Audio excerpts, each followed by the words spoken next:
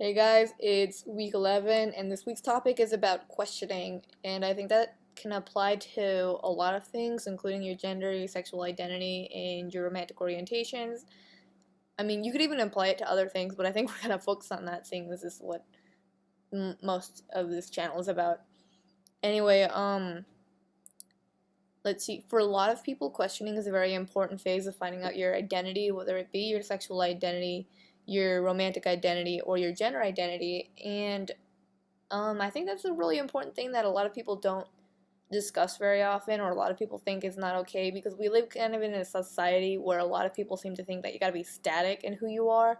So there isn't really much encouragement for like poking things out or trying to find out who you are, because people want to say that if you're going to be one thing, you got to stick with that one thing, and if you're not, then you're a faker. And I think that we can see that a lot in terms like transgender or bi-curious, and they're meant to be negative terms, but the thing is, I'm not saying they're positive, but the thing is, like experimentation and like trying to discover who you are, I don't think that should be made fun of, because a lot of us really don't know what we are until we try things out, especially if you're not really sure set on who you are and what you identify as.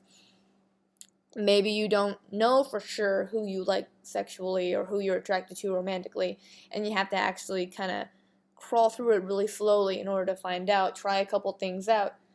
A lot of it's in terms like heteroflexible is when you're heterosexual but you're cool with a couple other things. Bi-curious, I'm not sure. It's often used as a negative term for like what people think are heterosexual people experimenting, which I think is also fine, but it might also be a stage where people are trying out different relationships and they're trying to find out like what they're okay with and what they enjoy, and that's just how they find out, because like for some people they don't know until they try. I'm personally not like that. I have always been asexual. I have never felt sexual attraction towards other people, and I don't need to try it out to find that out, because I just don't have it. Same with being agender. I've always just, although I didn't know the word for it, I always had these same feelings of being agender, of not feeling any gender inside of me, not understanding what it means. And like for me, agender is a good enough term, but there are a lot of people for gender identities where they don't know, because gender is a very confusing thing. So it's a little dishonest to try and treat it as something else, because like for some people they're very sure of their identity, of their gender identity, and that's totally fine. That's cool, great that you found one that you are comfortable with. But for a lot of other people, it's a little bit harder of a journey, and they have to look or experiment or find different words, and like the words for gender identity goes on and on and on and on, and it can get really specific, and for people it's better to get that specific and to find one that they're comfortable with and happy with. And it's really sad that just because they're not more well known, or because they're longer down the line of like gender identities, they're thought to be invalid, or not to be taken seriously. And that's just kind of wrong, because like gender should be an exploration of who you are, and it should be something fun and something that you try out without being looked down on. So like there's a lot of people who are out there and they're curious about their gender and they're not sure if they're this or that, but oftentimes they're scared out of trying to go and explore that. They're scared to try and find out what their identity could be or is, because so many people are all like, no, you gotta be this, you gotta be that, you gotta decide now. And it's this idea that we gotta decide everything right in the moment, right now, never change anything. And that mentality goes through like everything, but that mentality is just really harmful, because life isn't static, sexuality isn't static, gender isn't static. Like for some people it does stay the same, and that's great that you can find it and stick with it, but for other people it does change, or it's fluid, or maybe they're one thing one day or one the next, or maybe one identity that they thought that they identified with doesn't exactly fit and they move on. I guess I was questioning a little bit with my gender, not my base one, which is agender, but there was a time where I got scared. I'm gonna say scared because to me it was it was a pretty scary experience. But there were times where I thought, I was gender fluid, and then later I thought it was gender flux. The reason it scared me is because like I think that I had feelings once or twice of gender, and one time I had the feeling that I was a guy, and then another time I had a feeling that I was a girl. And when I felt like I was a girl, I got very dysphoric and I got very unhappy because I didn't want that. And then when I felt like a boy, I wasn't so much dysphoric as I was scared because most of the time I don't know what gender feels like. It's not something that inhabits my body. It's out there, and so when it happened and it held on so tightly, it scared me because it was this foreign thing that I wasn't used to. And I didn't want that, but I thought that I had to acknowledge it as a part of my identity, so I would start using terms like gender flux, which, for you people who don't know that, it's when your gender, your feeling of gender kind of changes and gets either more prominent or less prominent, and it's more like the levels of your gender change instead of actually the types of gender being fluid, like gender fluid, or even gender pivot, which has like a main gender. From what I've heard anyway, it's the main gender, and then other genders kind of pivot around it. You're going to have to ask someone who identifies as gender pivot to get the right definition. But later on, I realized that that wasn't what I was mainly feeling. Mainly, I would feel a gender, and I would feel the happiest when I feel a gender or without a gender. And so I decided to just stick with that because it made me happy, and it was what I was most. So it does happen where I did question it, and I got scared. Yeah, I did. Probably not the best commentary to make, but I was terrified. But anyway, that was me questioning my gender, and like, I don't identify as that anymore. It doesn't happen to me anymore. It was like once or twice, and then it stopped, and that's what I mean by how a gender experience could be different, and how you, and maybe it's not exactly what you thought. Like, maybe you got educated more and you thought you were this, but when you looked more into a gender identity and more into other gender terms, you realized that there was something more specific for you and something more right for you. And you know what? That's great. That's amazing. It's great that you're finding something that makes you comfortable. And if people are telling you that you can't change because they want you to remain static, well, then they're just being stubborn. It's not a good mentality to have, to think that you gotta stay the same thing just because. They don't even have a reason, I don't think. They just think that if you change, then you're fake, or this idea. And honestly, we don't need that. You don't need that. You know what? If you feel like you change, then go ahead and change, because gender should be, well, I guess it's not always, but it can be fun. It can be fun to explore it and stuff, just not so much when people, make fun of you, which is not fun at all. But you know what? It's their fault, not yours. By fault, I mean, like, flaw.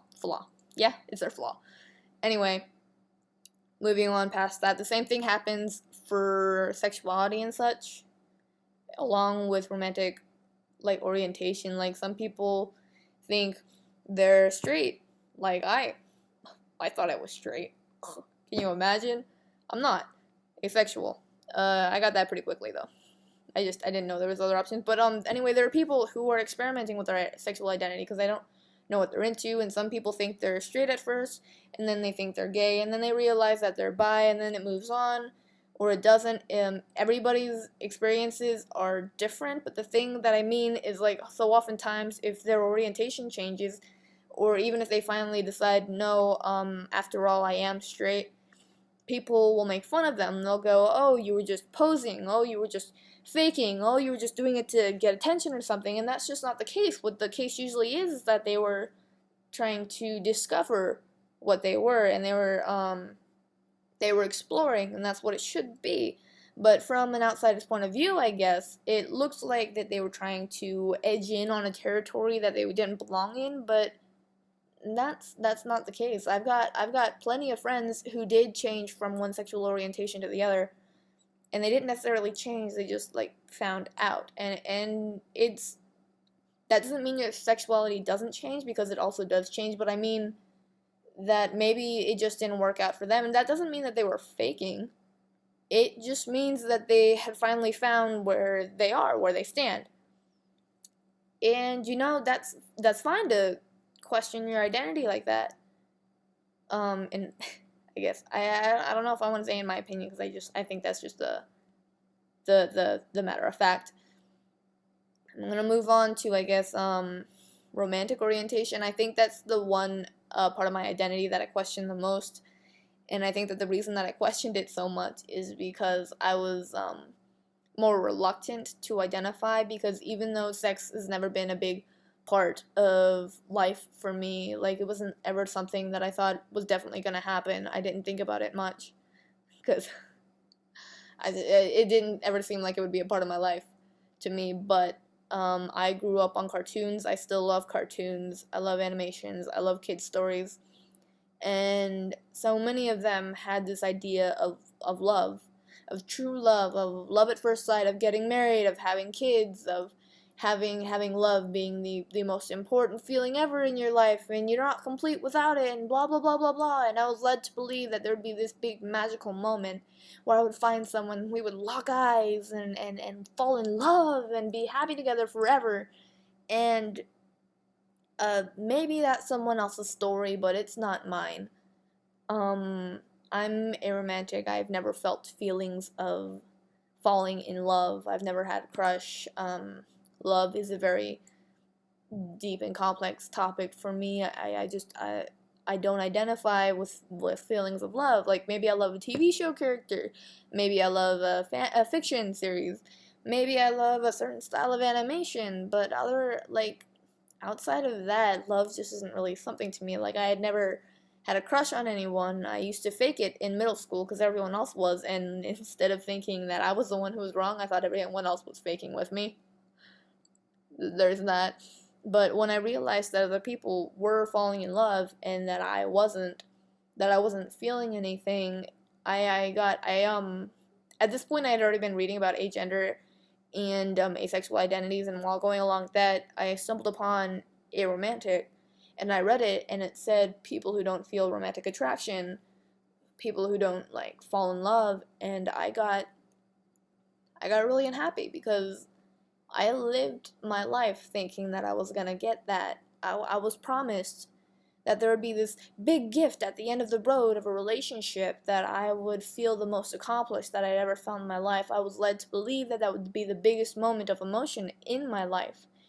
And I didn't want to lose that. It was like a gift that was promised to me that I was just going to have, because everyone says you're just going to have it, and everyone thinks that you're just going to have it, and it's like a given in society that you're going to get it eventually. So I pushed that off for the longest time, just because I was so scared that it would happen, that it wouldn't happen for me, that I wouldn't get to feel those happy feelings, because I loved reading books and reading about how two characters fell in love, and I loved watching an animation about characters falling in love. And don't get me wrong, I've always thought that love was a bit overrated. I thought it was ridiculous how quickly they fell in love. I thought it was ridiculous how in love they would always be. But I thought you had to have a special person to be that head over heels for someone. I thought that once you had that, being ridiculous was the thing that would happen, and that's what love did to you. Oh, the magic of love. But no, I honestly don't think I'm ever going to fall in love, and it took me a while, but I finally got over that. And I'm happy now. I don't think I mind that I'm not going to fall in love. For me, there's always going to be this lingering sense of loss, but I don't think that's my fault. I think it's the fault of a very a metanormative society. I think that's a word, that expects you to have romantic feelings and feelings of love, but I'm not. While it would be nice to have a partner, it would be more of like a best friend that I lived with. And I don't know. I guess I'm kind of okay with the idea that I'm not going to have a romantic relationship, but that's questioning. That's, even if you're scared or you're unhappy, questioning is trying to decide where you are at that moment. And I didn't want to. I wanted to be in this little box right here where it was nice and safe and comfortable. But questioning was like crawling out of that box and actually finding where I stood. And that's why I think it's so important, because before that I felt so unhappy and uncomfortable because I wasn't finding anyone. I just kept telling myself You'll find someone. You'll definitely find someone, because I was told that I had to find someone. But after I came to terms with it, and after I actually found where I stood in life, there was kind of a feeling of relief. There was a feeling of relief, of belonging, of a sense of self, and I'm much happier now that I have this place to stand in than I was before. And I think that's how a lot of people would be if they just allowed themselves to question and they allowed other people to question. And if questioning just became more of a thing. So if you think that you're starting to question and you're scared of questioning, my advice would be don't be scared. Maybe you don't necessarily have to have that questioning be open if you don't feel safe in the place that you're at, but like do little things like ask yourself a question. Do I feel like this? Do I feel like that? What do I like to do? Who do I think I am? And it's fine if you question and experiment with a lot of different identities. So long as you're not appropriating, that's the really big part. Don't appropriate from others. Try and talk to people in the communities that you're going into. I can't promise that you won't find people who aren't hostile towards the idea of questioning, but know that there's also a big community out there where we're totally fine with you coming in and trying to find where your identity is, and whether you go back to decide that you are where you stand and you're comfortable with that, or you go on to find a different identity that you fit well with, it's fine. Questioning should be a big part of someone's life. It should be their fitting into themselves. So if you get the chance, try searching those questions yourself. Try to think, where do I stand in life? Could be fun. Might be a lot of fun. Also, if you are seeing other people questioning, don't rag on them. Don't go, oh, you're a transgender, or oh, you're just faking it, or hey, you changed your mind. Don't do that, because you're gonna scare people out of wanting to explore themselves and express themselves, and that would just be a really nasty thing to do. So don't do it, friends. Be nice, be considerate, be tolerant, be open to new people and ideas, be accepting, because that's what we need to be as a community, especially as a non-binary community where so many people are told that they're invalid because of their identity, or they're invalid because they're either too close to their